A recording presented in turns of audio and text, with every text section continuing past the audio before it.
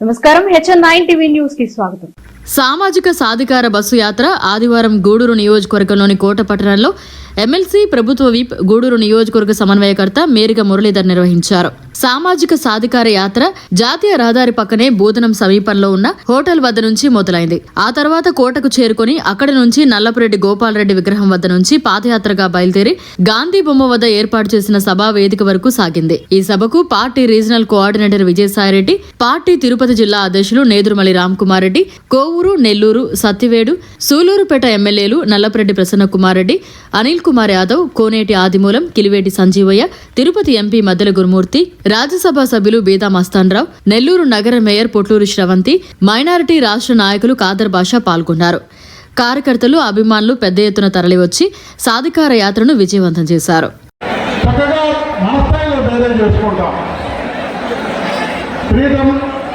ముఖ్యమైన సోదరు సమానులందరూ కూడా నమస్కరించి నేను చెప్తున్నా. మరి ముఖ్యంగా ఎస్సీల గురించి ఎంత చులకనగా మన చంద్రబాబు నాయుడు గారు మాట్లాడారో ఒక్కసారి ఆలోచిద్దాం. ఎవరైనా ఎస్సీలో పుడతారా అని హీనంగా చులకనగా మాట్లాడారు. మన ప్రీతమ నాయకులు జగన్మోహన్ రెడ్డి గారు గొప్పగా ప్రపంచ చరిత్రలో ఉన్నట్టుగా మన రాష్ట్రంలో నడిపట్టులో ఉన్నటువంటి మరి అక్కడ ఎవరు నాయకత్వం మీద పనిచేస్తున్నాం. నేను ఆదరించాను నల్లపురెడ్డి, మరి నేను ఒక రూపం కల్పించాను. చదువుకుని వస్తానే జిల్లా పరిషత్ మున్సిపల్ చైర్మన్గా చేశాను. వాళ్ళకి ఏమైనా ఒక కృతజ్ఞత భావంతో వాళ్ళతో ఉన్నావా? మరి చంద్రబాబు నాయుడు దగ్గరికి వెళ్ళి నా గాడ్ ఫాదర్లు మరి ఆయన సామాజిక వర్గం గురించి నువ్వు మాట్లాడతావు. మరి అదే సామాజిక వర్గం గురించి ఈరోజు నువ్వు పాటుపడుతున్నావు.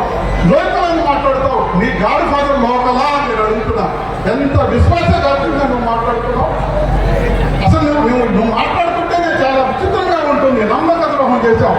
ఒకటే సందర్భంగా నేను మనవి చేస్తున్నా, గూడూరు ప్రజలు నమ్మక ద్రోహాన్ని క్షమించాలని కూడా నేను మనవి చేస్తున్నా. గూడూరు నియోజకవర్గ సామాజిక సాధికారత బస్సు యాత్రకి విచ్చేసినటువంటి వేదిక ఉన్నటువంటి పెద్దలకు, ఇక్కడికి విచ్చేసినటువంటి జగనన్న కుటుంబ సభ్యులకు, పత్రికా విలేకరులందరికీ కూడా ఒక గిరిజన మహిళగా మీ ముందుకు వచ్చాను. మీ ముందుకు వచ్చి నిలబడి మాట్లాడుతున్నానంటే నాకు ఇది జగనన్న కల్పించినటువంటి అవకాశం కాదా అని మిమ్మల్ని అందరినీ కూడా నేను అడుగుతున్నాను. అదే మనకి ఏదైనా సంక్షేమం కావాలంటే జన్మభూమి కమిటీల నాయకుల ఇంటి దగ్గర ఎదురు చూపులు చూస్తే తెలుగుదేశం ప్రభుత్వం కావాలా అని మిమ్మల్ని అందరినీ కూడా ఆలోచించమని నేను కోరుతున్నాను. ఏదైనా సంక్షేమం ఇప్పుడు చూస్తే మన ఇంటి తలుపు తట్టి మనకు అందిస్తున్నటువంటి వైఎస్ఆర్సీపీ ప్రభుత్వం కావాలా? మిమ్మల్ని అందరినీ కూడా ఆలోచించమని నేను కోరుతున్నా. జాబు వస్తే బాబు వస్తే జాబు వస్తుంది, జాబు రాకపోతే 2000 రూపాయలు ఇస్తానని మోసపు మాటలు చెప్పే బాబు కావాలా అని మిమ్మల్ని నేను అడుగుతున్నాను. ఏదైతే చెప్పిన మాట ప్రకారం అధికారంలోకి వచ్చిన వెంటనే 4 లక్షల ఉద్యోగాల్ని కల్పించినటువంటి జగనన్న కావాలా అని మిమ్మల్ని అడుగుతున్నాను నేను. స్వతంత్రం వచ్చిన తర్వాత ఎవరు చేయని విధంగా సంక్షేమం అయితేమి, రాజకీయ పదవులు అయితే కానీ ప్రతి ఒక్క దాంట్లో వాళ్ళ శ్రమ భాగం ఉండాలా, వాళ్ళు అన్ని రకాలుగా కూడా ముందుకు రావాలని ఆలోచన చేసిన ముఖ్యమంత్రి జగన్మోహన్ రెడ్డి గారు ఈరోజు 3 నెలల్లో మళ్ళీ మన ముందుకు వస్తా ఉన్నాడు. ఈరోజు ఏదైతే సంపన్నుల పక్కన బలిసిన వాళ్ళ పక్కన ఈరోజు చంద్రబాబు నాయుడు గారు కూటమంటే పక్క చిక్కిన పేదవాడి పక్కన ఈరోజు జగన్మోహన్ రెడ్డి గారు నిలబడి రోజు మన ముందుకు వస్తా ఉన్నాడు. కాపాడుకోవాల్సిన బాధ్యత, దీవించి మళ్ళీ ముఖ్యమంత్రి చేసుకోవాల్సిన బాధ్యత ఈరోజు ఈ రాష్ట్రంలో ఉన్న ప్రతి బీసీ, మైనార్టీ, ఎస్సీ, ఎస్టీల మీద ఉందని చెప్పి తెలియజేస్తా ఉన్నా.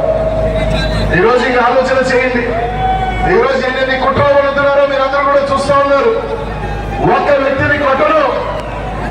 వ్యక్తిని కొట్టడం ఈ రాష్ట్రంలో ఎంతమంది కట్టగట్ట ఏ ఒక్క నాయకుడు కూడా నేను మంచి చేస్తుంటేనే నాకు ఓట్లయింది, నేను మంచి చేస్తుంటే దీవించండి చెప్పగలిగిన నాయకుడు ఒక జగన్మోహన్ రెడ్డి గారు మాత్రమే చెప్పడం తెలియజేస్తా ఉన్నా.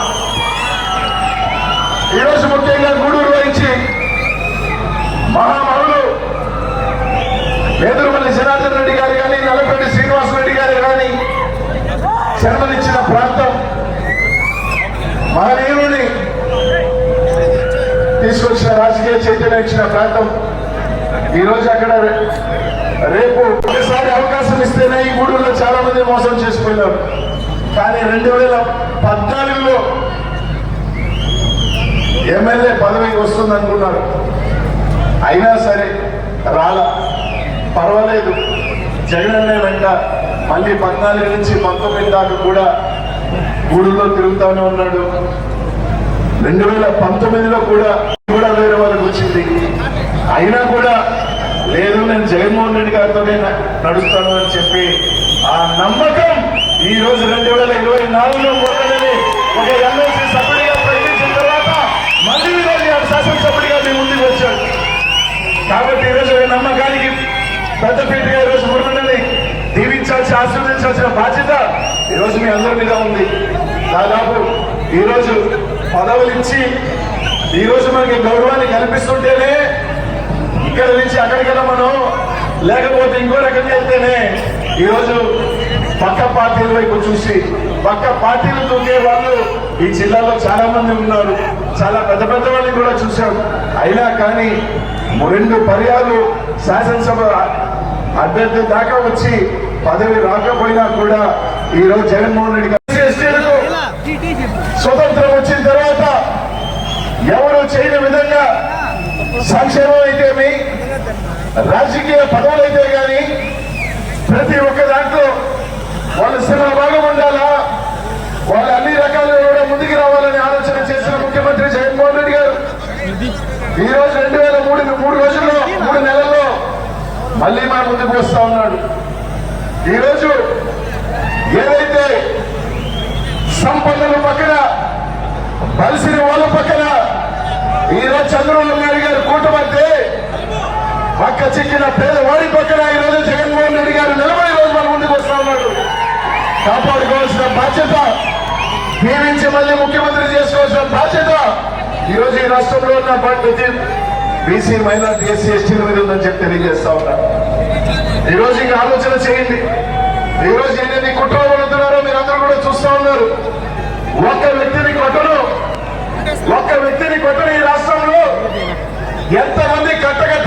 ఈ పథకాల వల్ల మీరు సుఖపడి ఉంటే నాకు ఓటేయండి చరిత్రని తిప్పి రాసే జగన్మోహన్ రెడ్డిని డబ్బులు ఇచ్చి కొని జగన్మోహన్ రెడ్డి పార్టీని ఎంతనా దెబ్బతీయాలి, ఓటుకి 20,000 రూపాయలు 30,000 కూడా ఇవ్వాలని అందరూ ఓటైనారు.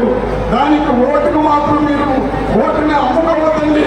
జగనన్నని మీరు బాగా ఆస్వాదించండి. ఈ పథకాలు ఇంకా ముందుకు పోతుంది. పవన్ కళ్యాణ్ చంద్రబాబు నాయుడు తిట్టాడు, పవన్ కళ్యాణ్ తిట్టాడు. లోటు బోధనలో ఇప్పుడే టైం అయింది, ఒకటి ఆలోచించండి మీరు. మళ్ళీ ఈరోజు సర్వేలమ్మ రావడం జరిగింది. వీళ్ళందరూ ఎంత కుట్రలు పడుతున్నారంటే కేవలం పదవి దానంతో పేదలకు అభివృద్ధిని చూసి ఓర్చుకోలేకుండా అందరూ ఒకటైనారు. ఈ యుద్ధంలో నిన్న జగనన్న చెప్పాడు, భీమునిలో నేను యుద్ధం ప్రకటిస్తున్నాను, నేను అభిమన్యుడి గారు అమలు చేసిన చరిత్ర మన జగన్ చెప్పి మీకంతా తెలియకుండా అంట. ఇప్పుడేదో ఇంగ్లాండ్ వస్తుంది, ఏదో ఆడబిడ్డ అంట, అంటే ఆడబిడ్డ తెలంగాణ బిడ్డ అంట, ఐరన్ లింక్. ఇప్పుడు మాకొచ్చి మా జగన్ ఏదేదో అంటా ఉంది, ఆ పేరు మీకంతా తెలుసు. కాబట్టి దుష్ట చతుష్టయాలు 100 మంది అక్క వచ్చినా ఒకడే వస్తాడు, ఆయనే జగన్ అని చెప్పి సింహం అని చెప్పి మీకంతా తెలుపుతా ఉన్నాను. కాబట్టి మైనార్టీస్ కోసం జగనన్న 5 వాగ్దానాలు చేశాడు. सारे मुसलमान लोग ऊपर से देख रहे हैं, सारे मुसलमान लोग माशाल्लाह मेरी बात सुन रहे हैं. मुझसे गुजारिश करता हूँ, 40,000 నుంచి 50,000 మంది మైనారిటీస్ ఇక్కడ ఉన్నారు. వాళ్ళంతా ఒకే మాట చెప్తున్నా, మన జగనన్న మేనిఫెస్టోలో